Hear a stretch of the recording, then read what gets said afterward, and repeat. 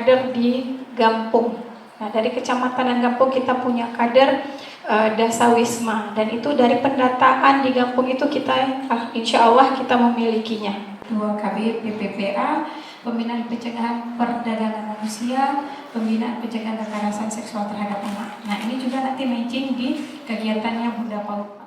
Bunda PAUD Aceh Besar Cut Reski Handayani SIPMM yang juga PJ Ketua TPPKK Aceh Besar membuka kegiatan sosialisasi dan advokasi pencegahan dan penanganan kekerasan terhadap anak di Kabupaten Aceh Besar berlangsung di Meligau Bupati Aceh Besar Kota Janto pada Jumat 26 April 2024. Dalam arahannya, Cut Reski mengatakan anak adalah aset pembangunan bangsa yang harus dilindungi dan disayangi secara bersama sehingga terhindar dari segala bentuk kekerasan dan mereka akan tumbuh serta berkembang dalam suasana nyaman untuk terbentuknya fondasi yang kuat menuju masa depan cemerlang. Lebih lanjut, Cut Reski menilai pentingnya dukungan semua OPD dan stakeholder terkait upaya untuk mencegah terjadinya kekerasan terhadap anak-anak. Maka untuk itu pengurus TPPKK dan Bunda PAUD Kabupaten Aceh Besar akan terus menjalin kerjasama dan kolaborasi dengan semua stakeholder dalam rangka melindungi dan menjaga masa depan anak-anak. Cut Reski juga meminta dalam setiap kunjungan ke berbagai kampung, pengurus TPPKK dan Bunda PAUD dapat mensosialisasikan berbagai program kerja, termasuk untuk menyukseskan program nasional yaitu program penguatan transisi PAUD ke sekolah dasar yang menyenangkan, 10 program pokok TPPKK, dan program-program unggulan lainnya,